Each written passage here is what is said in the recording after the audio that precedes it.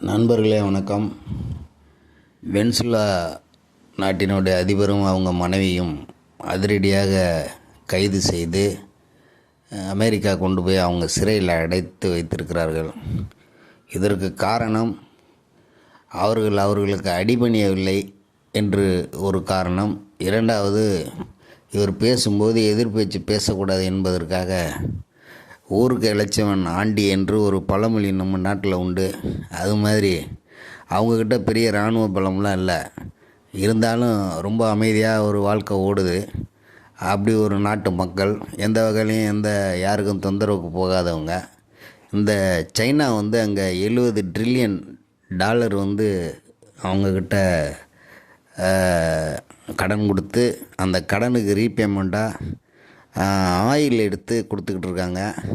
Oil ஏதோ சரியான முறையில் அங்கே அமெரிக்கா பக்கத்தில் இருக்கிறதுனால ஒரு ஒப்பந்ததாரர் முறையில் வாங்கி நேர்மையான முறையில் சைனாக்கிட்ட போகலையாம். ஆனால் சைனாவுக்கு அது ஒரு கடத்தல் முறையின்படி போகுதுன்னு சொல்லி ஒரு மறைமுகமான குற்றச்சாட்டு இருக்குது. இந்த குற்றச்சாட்டில் ஒரு கல்லில் 2 மாங்காங்கிற மாதிரி அந்த எண்ணெய் கிணறையும் நான் எடுத்துக்கிறேன், அதில் உள்ள மக்களுக்கு வேலை வாய்ப்பு வழங்குறேங்கிறாரு ட்ரம்மு. அடுத்ததாக பார்த்திங்கன்னா, இந்த போதைப்பொருள் வச்சு எங்கள் நாட்டை இல்லீகலாக கொண்டு உள்ளே அமெரிக்காவுக்குள்ளே நுழையுது, அதனால தான் நாங்கள் இந்த வேலையை பண்ணோங்கிறாரு. இது எதுக்குமே ஒரு குழப்பம் என்னென்னா, மற்ற நாடுகளை அச்சுறுத்த முடியல, அதனால் ஊருக்கு இளைச்சவன் ஆண்டிங்கிற மாதிரி இந்த நாட்டில் இருக்க அதிபரையும் அவங்க மனைவியும் கூப்பிட்டு போயிட்டாங்க. அவர் போகிற வழியில் அரெஸ்ட் பண்ணி கூட்டிகிட்டு போகிறாங்க. போகிற வழியில் அமெரிக்கா இராணுவ அதிகாரிகள் முன்னாடி போயிட்டுருக்கும்போது ஹாப்பி நியூ இயர் அப்படின்னு சொல்லிட்டு போகிறாரு. ரொம்ப வேடிக்கையானவர். இது நம்ம பிடிஆர் பழனிவேல் ராஜன் இருக்கார் பாருங்க, அதாவது இப்போ இருக்க பிடிஆர் அவர்களுடைய அப்பா. அவர் என்ன பண்ணார்னா, ஜெயலலிதா அம்மையார் ஆட்சி வரும்போது கலைஞர் கருணாநிதி அவர்களை வலுக்கட்டாயமாக கொண்டு போய் ஜெயிலில் வச்சாங்க. அந்த டயத்தில் திமுக தலைவர்கள் எல்லாரையும் கொண்டு போய் உள்ள ஜெயிலில் வச்சாங்க.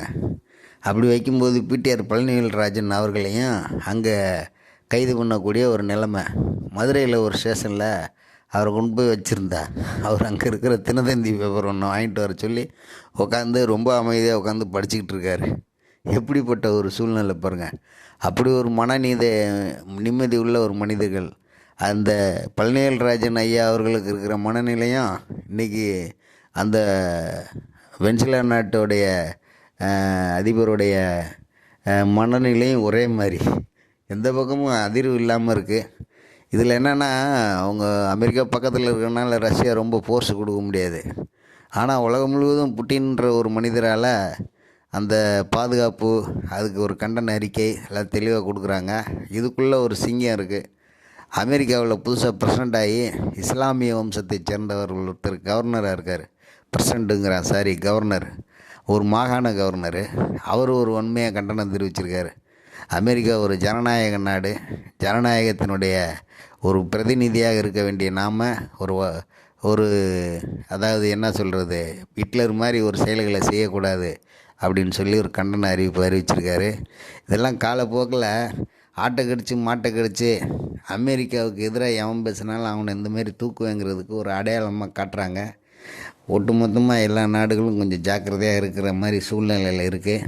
ஆனாலும் பரிசுத்த வேதாகமான பைபிளில் ஒரு வசனம் இருக்குது, நாட்டுக்கு விரோதமாக நாடும் தேசத்துக்கு விரோதமாக தேசமும் யுத்தம் உண்டாகும்போது கடவுளுடைய வருகை சமீபமாக இருக்கிறது என்று பாருங்கள் அப்படின்னு சொல்லிட்டாரு. இதுதான் அதுக்கு அடையாளங்கள். தேசத்துக்குள்ளே விரோதம் தனியாக வரும், அது எல்லாம் நடக்கும்போது பாருங்கன்னு சொல்லியிருக்கு.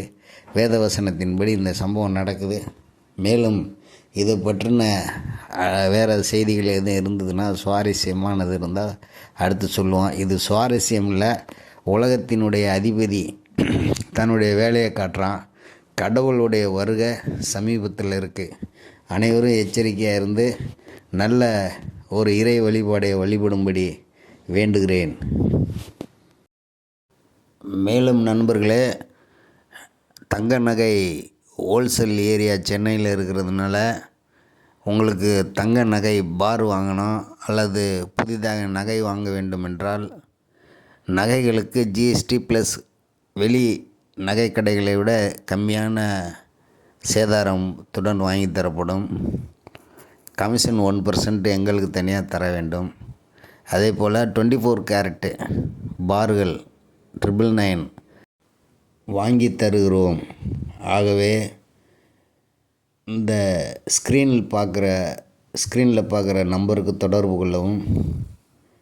நீங்கள் எவ்வளவு வேண்டுமென்றாலும் வாங்கி கொள்ளலாம். மிகவும் குறைந்த எடை 10 கிராமிலிருந்து ஆரம்பித்து எபோ 1 kg வரைக்கும் கூட வாங்கி கொள்ளலாம். தொடர்பு கொள்ளவும். நன்றி, வணக்கம்.